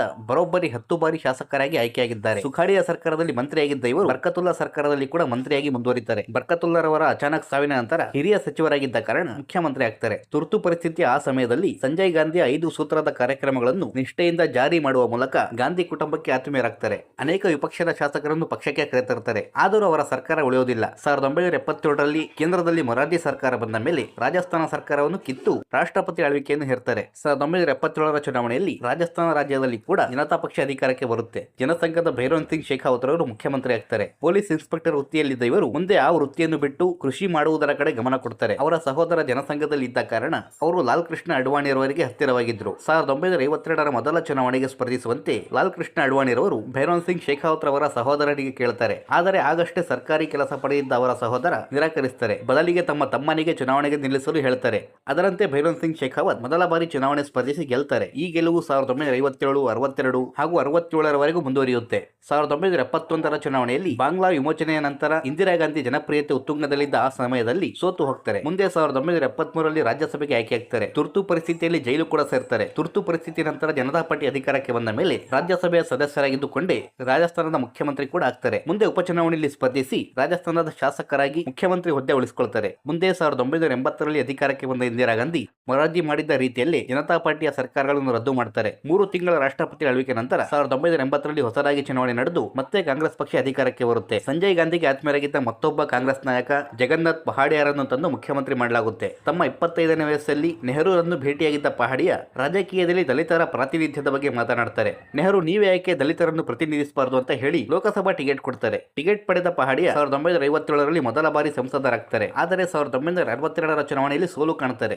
ಆದರೆ ನೆಹರು ಅವರ ಕೈ ಬಿಡುವುದಿಲ್ಲ. ರಾಜ್ಯಸಭೆಗೆ ಕರೆಸಿಕೊಳ್ತಾರೆ. ಮುಂದೆ 1967, 71, 80ರ ಚುನಾವಣೆಯಲ್ಲಿ ಕೂಡ ಸ್ಪರ್ಧಿಸಿದ ಪಹಾಡಿಯಾ ಲೋಕಸಭಾ ಸಂಸದರಾಗ್ತಾರೆ. ಈ ಲೋಕಸಭೆಯ ಜೊತೆ ಸಂಜಯ್ ಸಭೆಯ ಸದಸ್ಯರು ಕೂಡ ಆಗ್ತಾರೆ. ಸಂಜಯ್ ಗಾಂಧಿಗೆ ಆಪ್ತರಾಗ್ತಾರೆ. 1980ರ ಚುನಾವಣೆಯಲ್ಲಿ ಕಾಂಗ್ರೆಸ್ ಗೆಲುವು ಪಡೆದ ಮೇಲೆ ಹಿರಿಯ ನಾಯಕರಾಗಿದ್ದ ಸುಖಾಡಿಯಾ ಹಾಗೂ ಹರಿದೇವ್ ಜೋಶಿರನ್ನು ಪಕ್ಕಕ್ಕೆ ಸರಿಸಿ ಸಂಜಯ್ ಗಾಂಧಿ ಜಗನ್ನಾಥ್ ಪಹಾಡಿಯಾರನ್ನು ಮುಖ್ಯಮಂತ್ರಿ ಮಾಡ್ತಾರೆ. ಇವರು ರಾಜಸ್ಥಾನಕ್ಕೆ ಆಯ್ಕೆಯಾದ ಏಕೈಕ ದಲಿತ ಮುಖ್ಯಮಂತ್ರಿ ಆಗಿದ್ದಾರೆ. ಆದರೆ ಒಂದೇ ವರ್ಷದಲ್ಲಿ ವಿಮಾನ ಅಪಘಾತದಲ್ಲಿ ಸಂಜಯ್ ಗಾಂಧಿ ಸಾವನ್ನಪ್ಪಿದ ಮೇಲೆ ಪಹಾಡಿಯಾ ವಿರೋಧಿ ಬಣ ಬಲ ಪಡ್ಕೊಳ್ಳುತ್ತೆ. ಈಗ ಪಹಾಡಿಯ ಕುರ್ಚಿ ಉಳಿಸಲು ಸಂಜಯ್ ಗಾಂಧಿ ಇರಲಿಲ್ಲ. ಮುಖ್ಯಮಂತ್ರಿ ಬದಲಾವಣೆ ಆಗುತ್ತೆ. ಮುಂದೆ ಪಹಾಡಿಯ ಬಿಹಾರ ಹಾಗೂ ಹರಿಯಾಣದ ರಾಜ್ಯಪಾಲರಾಗಿ ಸಹ ಕೆಲಸ ಮಾಡ್ತಾರೆ. ಪಹಾಡಿಯ ನಂತರ ಶಿವಚರಣ್ ಮಾಥುರ್ ಅವರನ್ನು ಸಿಎಂ ಮಾಡಲಾಗುತ್ತೆ. ಕಾಲೇಜು ಶಿಕ್ಷಣಕ್ಕೆಂದು ಉದಯ್ಪುರ್ಗೆ ಬಂದ ಮಾಥುರ್ ಅವರು ರಾಜಸ್ಥಾನದ ಮಾಜಿ ಪ್ರಧಾನಿ ಮಾಣಿಕ್ಯಲಾಲ್ ವರ್ಮಾ ಅವರ ಮಗಳ ಸಂಪರ್ಕಕ್ಕೆ ಬರ್ತಾರೆ. ಇಬ್ಬರು ಪ್ರೀತಿಸಿ ಮದುವೆ ಕೂಡ ಆಗ್ತಾರೆ. ಮಾವ ಅಳಿಯನನ್ನು ರಾಜಕೀಯಕ್ಕೆ ಕರೆತರ್ತಾರೆ. ಮೊದಲು 1957ರಲ್ಲಿ ಬಿಲ್ವಾರ ನಗರ ಪಾಲಿಕೆ ಅಧ್ಯಕ್ಷರಾಗ್ತಾರೆ. 1963ರ ಬಿಲ್ವಾರ ಲೋಕಸಭಾ ಕ್ಷೇತ್ರದ ಉಪಚುನಾವಣೆಯಲ್ಲಿ ಗೆದ್ದು ಸಂಸದರಾಗ್ತಾರೆ. ಆದರೆ ಅವರು ರಾಜ್ಯ ರಾಜಕಾರಣದಲ್ಲಿ ಮುಂದುವರಿಯೋದಕ್ಕೆ ಇಷ್ಟಪಡ್ತಾರೆ. 1967ರಲ್ಲಿ ವಿಧಾನಸಭೆ ಚುನಾವಣೆಗೆ ಸ್ಪರ್ಧಿಸಿ ಗೆಲ್ತಾರೆ. ಈ ಹಿಂದೆಯೇ ಹೇಳಿದಂತೆ ರಾಷ್ಟ್ರಪತಿ ಚುನಾವಣೆ ಸಮಯದಲ್ಲಿ ಇಂದಿರಾ ಗಾಂಧಿಯ ಮಾತಿಗೆ ಹೋಗೊಟ್ಟು ಕಾಂಗ್ರೆಸ್ಸಿನ ಅಧಿಕೃತ ಅಭ್ಯರ್ಥಿಯನ್ನು ಬಿಟ್ಟು ಇಂದಿರಾ ಗಾಂಧಿ ಬೆಂಬಲಿತ ವಿ ಗಿರಿಯನ್ನು ಬೆಂಬಲಿಸಿದ 4 ಶಾಸಕರಲ್ಲಿ ಮಾಥುರ್ ಕೂಡ ಒಬ್ಬರು. ಹಾಗಾಗಿ 1980ರ ಚುನಾವಣೆ ಗೆಲುವಿನ ನಂತರ ಮುಖ್ಯಮಂತ್ರಿ ಸ್ಥಾನಕ್ಕೆ ಮಾಥುರ್ ಅವರ ಹೆಸರು ಸಹ ಕೇಳಿ ಬರುತ್ತೆ. ಆದರೆ ಸಂಜಯ್ ಗಾಂಧಿ ಆಪ್ತ ಪಹಾಡಿಯ ಮುಖ್ಯಮಂತ್ರಿ ಆದ ಕಾರಣ ಅದು ಸಾಧ್ಯ ಆಗಿರಲಿಲ್ಲ. ಸಂಜಯ್ ಸಾವಿನ ನಂತರ ಪಹಾಡಿಯ ಮೂಲೆ ಗುಂಪಾದ ಮೇಲೆ ಮಾಥುರ್ ಸರದಿ ಬರುತ್ತೆ. ಮಾಥುರ್ ಮುಖ್ಯಮಂತ್ರಿ ಆಗ್ತಾರೆ. ಮಂತ್ರಿಗಳ ಲಿಸ್ಟ್ ಫೈನಲ್ ಮಾಡಲು ದೆಹಲಿಗೆ ಹೋದ ಸಂದರ್ಭದಲ್ಲಿ 4-5 ದಿನಗಳ ಕಾಲ ತಡ ಆಗಿಬಿಡುತ್ತೆ. ಈ ಮಧ್ಯೆ ಜೈಪುರದಲ್ಲಿ ಧಾರಾಕಾರ ಮಳೆ ಸುರಿದು ಪ್ರವಾಹದ ಪರಿಸ್ಥಿತಿ ಆಗಿಬಿಡುತ್ತೆ. ಮುಖ್ಯಮಂತ್ರಿ ರಸ್ತೆ ಮೂಲಕ ವಾಪಸ್ಸಾಗಲು ಸಾಧ್ಯ ಆಗುವುದಿಲ್ಲ. ಬದಲಿಗೆ ಹೆಲಿಕಾಪ್ಟರ್ ಮೂಲಕ ಜೈಪುರಕ್ಕೆ ಬರ್ತಾರೆ. ಇಳಿಸಲು ಲ್ಯಾಂಡಿಂಗು ಸಹ ಜಾಗ ಸಿಗೋದಿಲ್ಲ. ಹೇಗೋ ಒಂದು ಸ್ಟೇಡಿಯಂನಲ್ಲಿ ಹೆಲಿಕಾಪ್ಟರ್ ಇಳಿಸಿ ಕಷ್ಟಪಟ್ಟು ರಾಜಭವನ ತಲುಪಿ ಪ್ರಮಾಣ ವಚನ ಪಡ್ಕೊಳ್ತಾರೆ. 1985ರ ಚುನಾವಣೆಯ ಸಂದರ್ಭದಲ್ಲಿ ಭರತ್ಪುರ ಜಿಲ್ಲೆಯ ಡೀಗ್ ವಿಧಾನಸಭಾ ಕ್ಷೇತ್ರದಲ್ಲಿ ಪ್ರಚಾರಕ್ಕೆಂದು ಹೋಗ್ತಾರೆ. 1952ರಿಂದಲೂ ಅಲ್ಲಿ ಭರತ್ಪುರ ಸಂಸ್ಥಾನದ ಮಹಾರಾಜರಾಗಿದ್ದ ರಾಜಾ ಮಾನ್ಸಿಂಗ್ ಗೆಲ್ಲುತ್ತಾ ಬಂದಿದ್ರು. ಚುನಾವಣಾ ಪ್ರಚಾರದಲ್ಲಿ ಮುಖ್ಯಮಂತ್ರಿ ಮಾಥುರ್ ರಾಜಾ ಮಾನ್ಸಿಂಗ್ ವಿರುದ್ಧ ಭಾಷಣ ಮಾಡ್ತಾ ಇದ್ರು. ಇತ್ತ ಕಾರ್ಯಕರ್ತರು ಮಾನ್ಸಿಂಗ್ ಕೋಟೆ ಮೇಲಿದ್ದ ಭರತ್ಪುರ ಸಂಸ್ಥಾನದ ಲಾಂಛವನ್ನು ಕಿತ್ತೆಸೆದು ಕಾಂಗ್ರೆಸ್ ಪಕ್ಷದ ಬಾವುಟ ನೆಡ್ತಾರೆ. ವಿಷಯ ತಿಳಿದ ಮಾನ್ಸಿಂಗ್ ಜೀಪಿನಲ್ಲಿ ಮುಖ್ಯಮಂತ್ರಿ ಬಂದಿಳಿದ ಹೆಲಿಕಾಪ್ಟರ್ ಬಳಿ ಹೋಗಿ ಗುದ್ದೆ ಬಿಡ್ತಾರೆ. ನಂತರ ಜೀಪನ್ನು ರ್ಯಾಲಿಯ ಕಡೆ ತಿರುಗಿಸ್ತಾರೆ. ಆದರೆ ಹೋಗುವಷ್ಟರಲ್ಲಿ ರ್ಯಾಲಿ ಮುಗಿದು ಖಾಲಿ ಸಭೆ ಉಳಿದಿತ್ತು. ಮಾನ್ಸಿಂಗ್ ಅದನ್ನು ಕೂಡ ನಾಶ ಮಾಡ್ತಾರೆ. ಸಭೆ ಮುಗಿದು ಕಾರಲ್ಲಿ ಹೊರಟಿದ್ದ ಮುಖ್ಯಮಂತ್ರಿಗೆ ವಿಷಯ ತಿಳಿಯುತ್ತೆ. ತನಿಖೆಗೆ ಆದೇಶ ಮಾಡ್ತಾರೆ. ಕೊಲೆ ಪ್ರಯತ್ನದ ಪ್ರಕರಣ ದಾಖಲಿಸಿದ ಪೊಲೀಸರು ತನಿಖೆಗಿಳಿತಾರೆ. ಮಾರನೇ ದಿನವೇ Raja Mansingh run fake encounter ಮೂಲಕ ಕೊಂದೇ ಬಿಡ್ತಾರೆ. ಪರಿಣಾಮವಾಗಿ ಜನರಿಂದ ದಂಗೆ ಶುರುವಾಗುತ್ತೆ. ಪರಿಸ್ಥಿತಿ ವಿಕೋಪಕ್ಕೆ ಹೋಗುತ್ತೆ. ಪರಿಸ್ಥಿತಿ ನಿಯಂತ್ರಿಸಲು ಗೋಲಿಬಾರ್ನಲ್ಲಿ ಮತ್ತೆ ಇಬ್ಬರ ಪ್ರಾಣ ಹೋಗುತ್ತೆ. ಮುಖ್ಯಮಂತ್ರಿಗೆ ರಾಜೀನಾಮೆ ಕೊಡುವಂತೆ ಸೂಚಿಸಲಾಗುತ್ತೆ. ಚುನಾವಣೆ ಮುಗಿದು ಫಲಿತಾಂಶ ಬರುವವರೆಗೂ ಹೀರಾಲಾಲ್ ದೇವ್ಪುರಿಯನ್ನು ಮುಖ್ಯಮಂತ್ರಿ ಮಾಡಲಾಗುತ್ತೆ. 1967ರಲ್ಲಿ ಮೊದಲ ಬಾರಿ ಶಾಸಕರಾದ ಇವರು ಸುಖಾಡಿಯ ಸರ್ಕಾರದಲ್ಲಿ ಮಂತ್ರಿ ಆಗ್ತಾರೆ. ನಂತರ ಬಂದ ಬರ್ಕತುಲ್ಲಾ ಸರ್ಕಾರದಲ್ಲಿ ಮಂತ್ರಿ ಮಂಡಳಿಯಿಂದ ದೂರ ಉಳಿತಾರೆ. ಮುಂದೆ ಬಂದ ಕಾಂಗ್ರೆಸ್ ಸರ್ಕಾರದಲ್ಲಿ ಮಂತ್ರಿಯಾಗಿ ಮುಂದುವರಿತಾರೆ. ರಾಜಾ ಮಾನ್ಸಿಂಗ್ ಹತ್ಯೆ ನಂತರ ಪರಿಸ್ಥಿತಿ ಸುಧಾರಿಸಲು 15 ದಿನ ತಾತ್ಕಾಲಿಕ ಮುಖ್ಯಮಂತ್ರಿ ಆಗ್ತಾರೆ. 1985ರ ಚುನಾವಣೆಯಲ್ಲಿ ಮತ್ತೆ ಕಾಂಗ್ರೆಸ್ ಪಕ್ಷ ಅಧಿಕಾರಕ್ಕೆ ಬರುತ್ತೆ. ಆದರೆ ದೇವ್ಪುರಿಯನ್ನು ಮುಖ್ಯಮಂತ್ರಿಯಾಗಿ ಮುಂದುವರಿಸುವುದಿಲ್ಲ. ಹರಿದೇವ್ ಜೋಶಿಯರನ್ನು ಮತ್ತೊಮ್ಮೆ ಮುಖ್ಯಮಂತ್ರಿ ಮಾಡಲಾಗುತ್ತೆ. ದೇವ್ಪುರಿಯನ್ನು ಸ್ಪೀಕರ್ ಮಾಡಲಾಗುತ್ತೆ. 7 ತಿಂಗಳ ನಂತರ ಮತ್ತೆ ಸಂಪುಟಕ್ಕೆ ಸೇರಿಸಿಕೊಳ್ಳಲಾಗುತ್ತೆ. ಇತ್ತ ಮತ್ತೆ ಸಿಎಂ ಆಗಿದ್ದ ಹರಿದೇವ್ ಜೋಶಿರವರ ಸರ್ಕಾರ ಕೂಡ ಸುಸೂತ್ರವಾಗಿ ನಡೆಯುವುದಿಲ್ಲ. ಒಮ್ಮೆ ಹೊಸ ವರ್ಷಾಚರಣೆಗೆಂದು ರಾಜೀವ್ ಗಾಂಧಿ ರಾಜಸ್ಥಾನಕ್ಕೆ ಬರೋದಿತ್ತು. ರಾಜೀವ್ ಗಾಂಧಿ ಸ್ವಾಗತಕ್ಕೆ ಜೋಶಿ ತಯಾರಿಗಳನ್ನು ಮಾಡ್ತಾರೆ.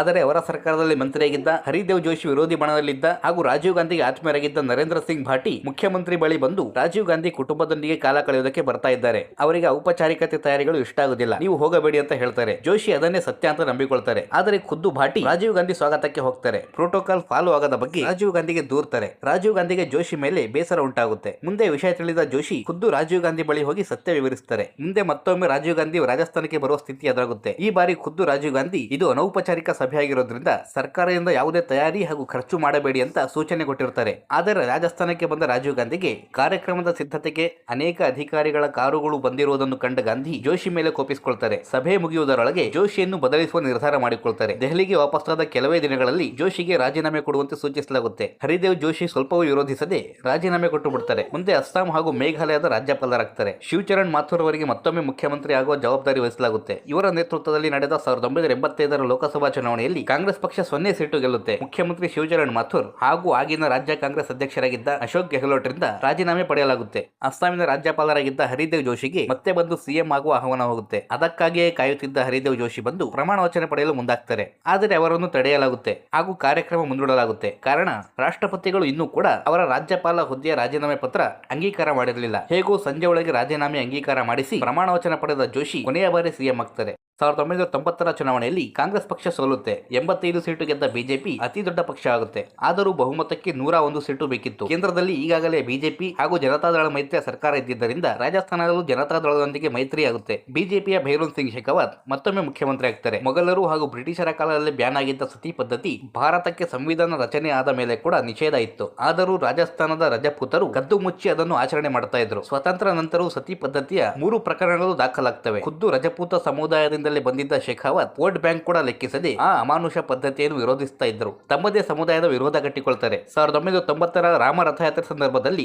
ಜನತಾದಳದ ಸರ್ಕಾರವಿದ್ದ ಬಿಹಾರದಲ್ಲಿ ರಥಯಾತ್ರೆಯನ್ನು ತಡೆದು ಅಡ್ವಾಣಿ ಎಂದು ಬಂಧಿಸಲಾಗುತ್ತೆ. ಅಡ್ವಾಣಿ ವಿಪಿ ಸಿಂಗ್ರ ಜನತಾದಳಕ್ಕೆ ಕೊಟ್ಟಿದ್ದ ಬೆಂಬಲ ವಾಪಸ್ ಪಡ್ಕೊಳ್ತಾರೆ. ವಿಪಿ ಸಿಂಗ್ ಸರ್ಕಾರ ಪತನ ಆಗುತ್ತೆ. ರಾಜಸ್ಥಾನದಲ್ಲೂ ಸರ್ಕಾರ ಪತನ ಆಗುವುದು ನಿಶ್ಚಿತ ಆಗಿತ್ತು. ಕಾಂಗ್ರೆಸ್ಸಿನ ಹರಿದೇವ್ ಜೋಶಿ ರಾಜೀವ್ ಗಾಂಧಿಗೆ ಕರೆ ಮಾಡಿ, ಕೇಂದ್ರದಲ್ಲಿ ನೀವು ಜನತಾದಳದ ಚಂದ್ರಶೇಖರ್ ಜೊತೆ ಸರ್ಕಾರ ರಚಿಸಿ, ನಾವು ಇಲ್ಲಿ ಜನತಾದಳದ ಸಂಸದರಾದ ನಾಥೂರಾಮ್ ಮಿರ್ದಾ ನೇತೃತ್ವದಲ್ಲಿ ಸರ್ಕಾರ ರಚಿಸ್ತೀವಿ ಅಂತ ಹೇಳ್ತಾರೆ. ಆದರೆ ಜನತಾದಳದ ಶಾಸಕರಿಗೆ ರಜಪೂತರನ್ನು ಬಿಟ್ಟು ಒಬ್ಬ ಜಾಟ್ ಸಮುದಾಯದ ವ್ಯಕ್ತಿಯನ್ನು ಸಿಎಂ ಮಾಡೋದಕ್ಕೆ ಇಷ್ಟ ಇರಲಿಲ್ಲ. ದಿಗ್ವಿಜಯ್ ಸಿಂಗ್ ನೇತೃತ್ವದಲ್ಲಿ ಜನತಾದಳದ 55 ಶಾಸಕರಲ್ಲಿ 22 ಶಾಸಕರು ಪಕ್ಷವನ್ನು ಒಡೆದು ಬಂದು ಬಿಜೆಪಿ ಸೇರ್ತಾರೆ. ಶೇಖಾವತ್ ಸರ್ಕಾರ ಉಳಿಯುತ್ತೆ. ಜನತಾದಳ ಒಡೆದು ಬಂದಿದ್ದ ದಿಗ್ವಿಜಯ್ ಸಿಂಗ್ ಗೃಹ ಮಂತ್ರಿ ಆಗ್ತಾರೆ.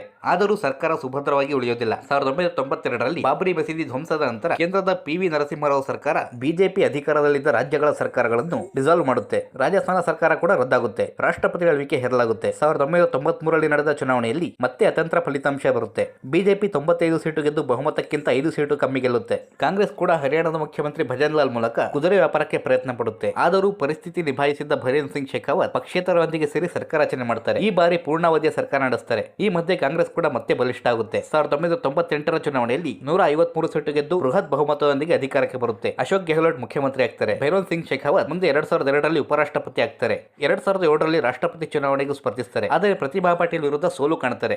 ಇತ್ತ ನೂತನ ಮುಖ್ಯಮಂತ್ರಿಯಾಗಿದ್ದ ಗೆಹ್ಲೋಟ್ ರಾಜಕೀಯ ಪ್ರಾರಂಭ ಮಾಡಿದ್ದು ಕಾಂಗ್ರೆಸ್ನದ್ದೇ ಒಂದು ಭಾಗವಾದ national student union of India ಮೂಲಕ. ಮುಂದೆ ಅದರ ರಾಜ್ಯ ಅಧ್ಯಕ್ಷರು ಕೂಡ ಆಗ್ತಾರೆ. ತುರ್ತು ಪರಿಸ್ಥಿತಿಯ ಸಂದರ್ಭದಲ್ಲಿ ಯುವಕರಾಗಿದ್ದ ಅಶೋಕ್ ಗೆಹ್ಲೋಟ್ ಸಂಜಯ್ ಗಾಂಧಿಗೆ ಆಪ್ತರಾಗ್ತಾರೆ. ಹಾಗಾಗಿ 1977ರ ವಿಧಾನಸಭಾ ಚುನಾವಣೆಗೆ ಸ್ಪರ್ಧಿಸಲು ಟಿಕೆಟ್ ಕೂಡ ಸಿಗುತ್ತೆ. ಇದ್ದ ಒಂದು ಬೈಕ್ ಮಾರಿ ಪ್ರಚಾರ ಮಾಡ್ತಾರೆ. ಆದರೆ ಗೆಹ್ಲೋಟ್ ಸೋಲು ಕಾಣುತ್ತಾರೆ. ಮುಂದೆ 1980ರ ಲೋಕಸಭಾ ಚುನಾವಣೆಗೆ ಸ್ಪರ್ಧಿಸಿ ಮೊದಲ ಬಾರಿ ಗೆಲ್ತಾರೆ. ಜಾದೂಗಾರರ ಕುಟುಂಬದಿಂದ ಬಂದಿದ್ದ ಗೆಹ್ಲೋಟ್ ಆಗ ಪುಟ್ಟ ಮಕ್ಕಳಾಗಿದ್ದ ರಾಹುಲ್ ಗಾಂಧಿ ಹಾಗೂ ಪ್ರಿಯಾಂಕಾ ಗಾಂಧಿಗೆ ಜಾದೂ ಮಾಡಿ ತೋರಿಸ್ತಾ ಇದ್ರು. ಸಂಜಯ್ ಗಾಂಧಿ ನಂತರ ರಾಜೀವ್ ಗಾಂಧಿ ಕುಟುಂಬಕ್ಕೆ ಸಹ ಹತ್ತಿರ ಆಗ್ತಾ ಹೋಗ್ತಾರೆ. 1984ರಲ್ಲಿ ಕೇಂದ್ರದ ನಾಗರಿಕ ವಿಮಾನಯಾನ, ಕ್ರೀಡೆ ಹಾಗೂ ಪ್ರವಾಸೋದ್ಯಮ ಇಲಾಖೆ ಉಪಮಂತ್ರಿ ಆಗ್ತಾರೆ. 1985ರಲ್ಲಿ ಮಂತ್ರಿಗಿರಿ ಬಿಟ್ಟು ರಾಜಸ್ಥಾನ ಕಾಂಗ್ರೆಸ್ ಪಕ್ಷದ ಅಧ್ಯಕ್ಷರಾಗ್ತಾರೆ. 1989ರಲ್ಲಿ ಗೆಹ್ಲೋಟ್ ಸಮೇತ ಎಲ್ಲಾ ಕಾಂಗ್ರೆಸ್ ಅಭ್ಯರ್ಥಿಗಳು ಲೋಕಸಭಾ ಚುನಾವಣೆಯಲ್ಲಿ ಸೋಲ್ತಾರೆ. 1991ರಲ್ಲಿ ಮತ್ತೆ ಗೆದ್ದು ಬಂದು ಪಿ.ವಿ. ನರಸಿಂಹರಾವ್ ಸರ್ಕಾರದಲ್ಲಿ ಉಪಮಂತ್ರಿ ಆಗ್ತಾರೆ. ಆದರೆ ಗಾಂಧಿ ಕುಟುಂಬಕ್ಕೆ ಆಪ್ತರಾಗಿದ್ದ ಗೆಹ್ಲೋಟ್ ಹಾಗೂ ನರಸಿಂಹರಾವ್ ನಡುವೆ ಎಲ್ಲವೂ ಸರಿ ಇರಲಿಲ್ಲ. ಕೆಲವೇ ತಿಂಗಳುಗಳಲ್ಲಿ ಗೆಹ್ಲೋಟ್ರಿಂದ ಮಂತ್ರಿ ಸ್ಥಾನ ಹೋಗುತ್ತೆ. ಕೇವಲ ಸಂಸದರಾಗಿ ಮುಂದುವರಿತಾರೆ. ಮುಂದೆ ಪಿ.ವಿ. ನರಸಿಂಹರಾವ್ ಪ್ರಧಾನಿ ಸ್ಥಾನದಿಂದ ಇಳಿದು ಕಾಂಗ್ರೆಸ್ ಪಕ್ಷ ಸೋನಿಯಾ ಗಾಂಧಿ ಹಿಡಿತಕ್ಕೆ ಬಂದ ಮೇಲೆ ಮತ್ತೆ ಗೆಹ್ಲೋಟ್ ಮುನ್ನೆಲೆಗೆ ಬರ್ತಾರೆ. 1998ರಲ್ಲಿ ರಾಜಸ್ಥಾನದಲ್ಲಿ ಕಾಂಗ್ರೆಸ್ ಅಧಿಕಾರ ಹಿಡಿಯುತ್ತೆ. ಸೋನಿಯಾ ಗಾಂಧಿ ಆಯ್ಕೆಯಂತೆ ಸಂಸದರಾಗಿದ್ದ ಗೆಹ್ಲೋಟ್ ಮುಖ್ಯಮಂತ್ರಿ ಆಗ್ತಾರೆ. ಮುಂದೆ ಉಪಚುನಾವಣೆಯಲ್ಲಿ ಗೆದ್ದು ಶಾಸಕರಾಗ್ತಾರೆ. ಆದರೆ 5 ವರ್ಷದ ಒಳಗೆ ಪರಿಸ್ಥಿತಿ ಉಲ್ಟಾ ಆಗುತ್ತೆ. 2003ರ ಚುನಾವಣೆಯಲ್ಲಿ ಬಿಜೆಪಿ ಅಧಿಕಾರ ಪಡ್ಕೊಳ್ಳುತ್ತೆ. ಈ ಹೊತ್ತಿಗೆ ಭೈರೋನ್ ಸಿಂಗ್ ಶೇಖಾವತ್ ಉಪರಾಷ್ಟ್ರಪತಿ ಹುದ್ದೆಯಲ್ಲಿ ಇದ್ದ ಕಾರಣ ಅವರೇ ಬೆಳೆಸಿದ್ದ ಮತ್ತೊಬ್ಬ ನಾಯಕಿ ವಸುಂಧರಾ ರಾಜೆಯನ್ನು ಮುಖ್ಯಮಂತ್ರಿ ಮಾಡಲಾಗುತ್ತೆ. ಇವರು ಮೂಲತಃ ರಾಜಸ್ಥಾನದವರಲ್ಲ. ಮಧ್ಯಪ್ರದೇಶದ ರಾಜಕೀಯ ಪ್ರಸ್ತಾಪದ ಸಮಯದಲ್ಲಿ ಹಲವು ಬಾರಿ ನಾವು ವಿಜಯರಾಜೆ ಸಿಂಧ್ಯಾ ಹಾಗೂ ಮಾಧವರಾವ್ ಸಿಂಧ್ಯಾ ಹೆಸರು ತೆಗೆದುಕೊಂಡಿದ್ದೇವೆ. ಮಧ್ಯಪ್ರದೇಶದ ಗ್ವಾಲಿಯರ್ ಸಂಸ್ಥಾನದ ಮಹಾರಾಣಿಯಾಗಿದ್ದ ವಿಜಯರಾಜೆ ಸಿಂಧ್ಯಾ ಅವರ ಮಗಳೇ ವಸುಂಧರಾ ರಾಜೆ ಸಿಂಧ್ಯಾ. ರಾಜಸ್ಥಾನದ ಧೋಲ್ಪುರ ಸಂಸ್ಥಾನದ ರಾಜರನ್ನು ಮದುವೆಯಾದ ಇವರು ರಾಜಸ್ಥಾನದ ಸೊಸೆ ಆಗ್ತಾರೆ. 1984ರ ಲೋಕಸಭಾ ಚುನಾವಣೆಗೆ ಮಧ್ಯಪ್ರದೇಶದಿಂದ ಸ್ಪರ್ಧೆ ಮಾಡ್ತಾರೆ. ಆದರೆ ಇಂದಿರಾ ಗಾಂಧಿ ಸಾವಿನ ಅನುಕಂಪದ ಎಲೆಯಲ್ಲಿ ಸೋಲು ಕಾಣುತ್ತಾರೆ. ನಂತರ ಭೈರೋನ್ ಸಿಂಗ್ ಶೇಖಾವತ್ ತವರನ್ನು ಬಿಟ್ಟು ಗಂಡನ ರಾಜ್ಯದಲ್ಲಿ ರಾಜಕೀಯ ಮಾಡುವಂತೆ ಸಲಹೆ ಕೊಡ್ತಾರೆ. ಅಂತೆಯೇ 1985ರ ರಾಜಸ್ಥಾನ ವಿಧಾನಸಭಾ ಚುನಾವಣೆಯಲ್ಲಿ ಗೆದ್ದು ಶಾಸಕರಾಗ್ತಾರೆ. ಹಿಂದೆಯೇ 1980ರ ಲೋಕಸಭಾ ಚುನಾವಣೆಯಲ್ಲಿ ಕೂಡ ರಾಜಸ್ಥಾನದಿಂದ ಸಂಸದರಾಗ್ತಾರೆ. ಈ ಗೆಲುವು 1991, 96, 98, 99ರ ಚುನಾವಣೆಯಲ್ಲಿ ಕೂಡ ಮುಂದುವರಿಯುತ್ತೆ. 1998ರಲ್ಲಿ ಅಟಲ್ ಸರ್ಕಾರದಲ್ಲಿ ಸಣ್ಣ ಮತ್ತು ಮಧ್ಯಮ ಕೈಗಾರಿಕೆ ಮಂತ್ರಿ ಆಗ್ತಾರೆ. 2002ರಲ್ಲಿ ರಾಜಸ್ಥಾನ ಬಿಜೆಪಿ ಅಧ್ಯಕ್ಷರಾಗ್ತಾರೆ. ಗುಜರಾತ್ ಗೌರವ ಯಾತ್ರೆಯ ಮೂಲಕ ನರೇಂದ್ರ ಮೋದಿ ಅಧಿಕಾರಕ್ಕೆ ಬಂದಿದ್ದ ಆ ಸಂದರ್ಭದಲ್ಲಿ ರಾಜಸ್ಥಾನದಲ್ಲಿ ಕೂಡ ರಾಜ್ಯ ನೇತೃತ್ವದಲ್ಲಿ ಪರಿವರ್ತನೆ ಯಾತ್ರೆ ಮಾಡಲಾಗುತ್ತೆ. ಹಳ್ಳಿ ಸುತ್ತಲಾಗುತ್ತೆ. 2003ರ ರಾಜಸ್ಥಾನ ವಿಧಾನಸಭಾ ಗೆಲುವಿನ ನಂತರ ಅಂದಿನ ಉಪರಾಷ್ಟ್ರಪತಿ ಶೇಖಾವತ್ ಪ್ರಧಾನಿ ವಾಜಪೇಯಿಗೆ ವಸುಂಧರಾ ರಾಜೆಯನ್ನು ಸಿಎಂ ಮಾಡುವ ಯೋಜನೆ ಮುಂದಿಡ್ತಾರೆ. ಖುದ್ದು ರಜಪೂತರಾಗಿದ್ದ ವಸುಂಧರಾ ರಾಜೆ ಜಾಟ್ ಸಮುದಾಯದಲ್ಲಿ ಮದುವೆಯಾಗಿದ್ರು. ಎರಡೂ ದೊಡ್ಡ ಸಮುದಾಯಗಳ ಶಕ್ತಿ ಸಿಕ್ಕಿದ್ದರಿಂದ ವಾಜಪೇಯಿ ಕೂಡ ಒಪ್ಪಿಗೆ ಸೂಚಿಸುತ್ತಾರೆ. ವಸುಂಧರಾ ಮುಖ್ಯಮಂತ್ರಿ ಆಗ್ತಾರೆ. 2008ರ ಚುನಾವಣೆಯಲ್ಲಿ ಯಾವುದೇ ಪಕ್ಷಕ್ಕೂ ಸ್ಪಷ್ಟ ಬಹುಮತ ಬರುವುದಿಲ್ಲ. 96 ಸೀಟು ಗೆದ್ದ ಕಾಂಗ್ರೆಸ್ ಅತಿ ದೊಡ್ಡ ಪಕ್ಷ ಆಗಿತ್ತು. ಪಕ್ಷೇತರರ ಬೆಂಬಲದಿಂದ ಕಾಂಗ್ರೆಸ್ ಸರ್ಕಾರ ರಚಿಸುವುದು ಕನ್ಫರ್ಮ್ ಆಗುತ್ತೆ. 2003ರಲ್ಲಿ ಕಾಂಗ್ರೆಸ್ ಸೋಲಿನ ನಂತರ ಗೆಹ್ಲೋಟ್ರನ್ನು ಕಾಂಗ್ರೆಸ್ಸಿನ ಪ್ರಧಾನ ಕಾರ್ಯದರ್ಶಿ ಮಾಡಿ ದೆಹಲಿಗೆ ಕರೆಸಿಕೊಳ್ಳಲಾಗಿತ್ತು. ಸಿಪಿ ಜೋಶಿಯನ್ನು ಕಾಂಗ್ರೆಸ್ಸಿನ ಅಧ್ಯಕ್ಷರಾಗಿ ಮಾಡಲಾಗಿತ್ತು. ಮುಂದಿನ ಸಿಎಂ ಇವರೇ ಅಂತ ಸಹ ಹೇಳಲಾಗಿತ್ತು. ಆದರೆ ಸಿಪಿ ಜೋಶಿ